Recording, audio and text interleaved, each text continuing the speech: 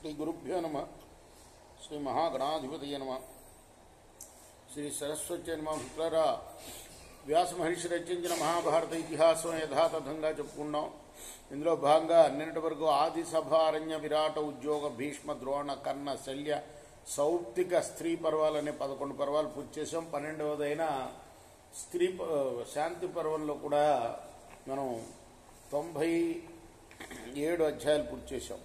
ఈ రోజున 98వ అధ్యాయంలో కూడా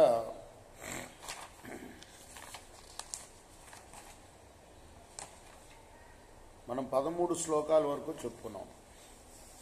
14 నుండి కొనసాగిద్దాం. కొనసాగించే ముందు వ్యాస భగవాన్ని ప్రార్థన చేసుకుందాం.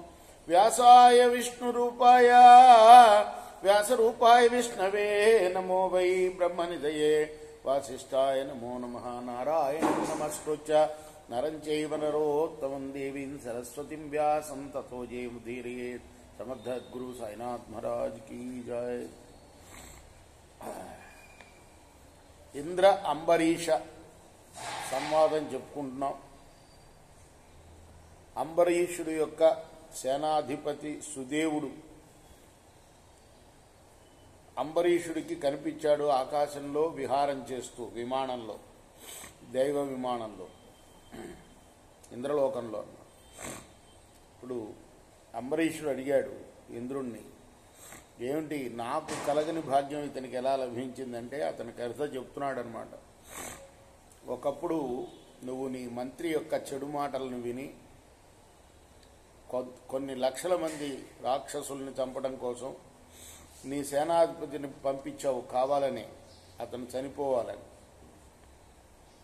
అతను ఎంతో మంచి బుద్ధితోటి తనొక్కడే బలవ్వాలని సైనికులందరినీ వెనక్కి పంపించేశాడు. తను మాత్రం ఆ యుద్ధంలో ప్రాణాలు విడిచాడు. ఆ విధంగా మహాసంగ్రామ యజ్ఞం చేశాడయ్యా అతను ఒక్కడే. కాబట్టి అది ఎన్నో యజ్ఞాలకు సమానం, సంగ్రామ యజ్ఞం. అందువల్ల ఇతనికి పదవి లభించింది అని ఇంద్రుడు చెప్పాడు. అంబరీషుడు అడుగుతున్నాడు అప్పుడు, కావ్యయజ్ఞే హవీంస్మిన్ కిమాజ్యంకాచ దక్షిణ ఋత్విజశ్చాత్రకే ప్రోక్త తన్మే బ్రూహి శతక్రతో. ఓ శతక్రతు అంటే 100 యజ్ఞాలు చేసినవాడా అని సంబోధిస్తున్నాడు ఇంద్రుడిని. 100 యజ్ఞాలు చేసినవాడు ఇంద్ర పదవికి అర్హుడు అన్నమాట. ఈ యజ్ఞంలో హోమద్రవ్యాలు ఏమిటి, నెయ్యి ఏది, దక్షిణ ఏమిటి, ఋత్విజుడు నాకు చెప్పు అంటున్నాడు. సంగ్రామం యజ్ఞం అంటున్నావు కదా, అందులో హోమద్రవ్యాలు ఏమిటయ్యా, నెయ్యి ఏది, దక్షిణ ఏది, ఋత్విజులు ఎవరు అంటున్నాడు. ఇంద్ర ఉవాచ ఋత్విజ కుంజరాస్తత్ర వాజినోధ్వర్యవస్తత హవీంసి పరవాంసాని రుద్రంచాజ్యముచ్యతే. ఇంద్రుడు చెప్తున్నాడు, ఈ యుద్ధం అనే యజ్ఞంలో ఏనుగులే ఋత్విజులు, గుర్రాలు అధ్వర్యులు, శత్రుమాంసమే హోమద్రవ్యం, వారి రక్తమే నెయ్యి. శృగాల గృధ్ర కాలో కాకోల సదస్యాస్తత్ర పత్రిణ ఆజ్యశేషం పిబంచేతే అభి ప్రాశ్నంతి చాధ్వరే. నక్కలు, గద్దలు, కాకులు, ఇంకా మాంసం తినే పక్షులు, ఇవన్నీ కూడా యజ్ఞంలో సదస్సులు. యజ్ఞంలో మిగిలిన నెయ్యిని అంటే ఆ రక్తాన్ని అవి తాగుతాయి. హవిస్సును అంటే మాంసాన్ని భక్షిస్తాయి. ప్రాసతోమర సంఘాత ఖడ్గ శక్తి పరస్వధ జ్వలంతో నిశిత పీత శృచస్తత్సాధ పత్రిణ. ప్రాసతోమరాలు, ఖడ్గాలు, శక్తులు, పరస్వధాలు, మిరుమిట్లు గొల్పే వాడి అయిన రక్తం గ్రోలిన ప్రాణాలు ఆ యజ్ఞకర్తకు సృక్కులవుతాయి.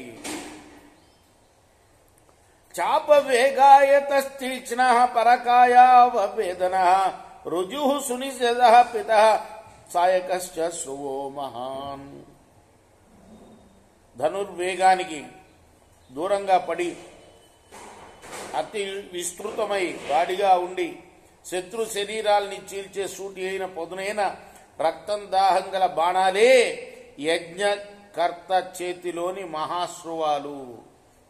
ద్వీపి చర్మావనద్ధస్య నాగదంత కృతత్సరు హస్తిహస్తహర ఖడ్గస్యో భవేత్తస్య సమ్యగే పులితోలు వరగా కలి దంతపు పిడికెల ఏనుగు తొండాలను ఖండించగల ఖడ్గమే అతనికి యుద్ధంలో యజ్ఞపాత్ర సుమా.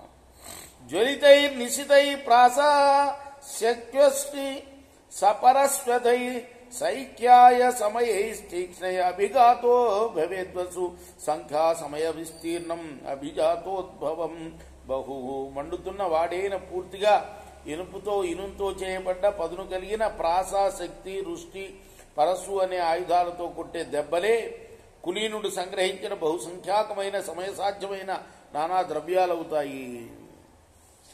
ఆవేగాశ్చరుద్రం సంగ్రామే స్రవతే భూయి సాశ్వపూర్ణాహుతిర్హోమే సమృద్ధ సర్వకామ దుఃఖ యుద్ధభూమిలో వీరుల శరీరాల నుండి మహావేగంగా స్రవించే రక్తధారలే ఆ యజ్ఞంలో అన్ని కోర్కెలను ఈడేర్చే సమృద్ధమైన పూర్ణాహుతి అవుతుంది.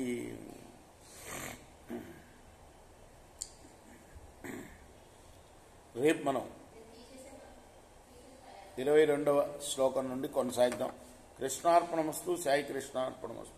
స్వస్తి ప్రజాభ్య పరిపాలయంతా న్యాయన మార్గేణ మహిమేష గోబ్రాహ్మణేభ్య శుభమస్తు నిత్యం లోకా సమస్త సుఖినో భవంతు. కృష్ణార్పణ. సాయి కృష్ణ.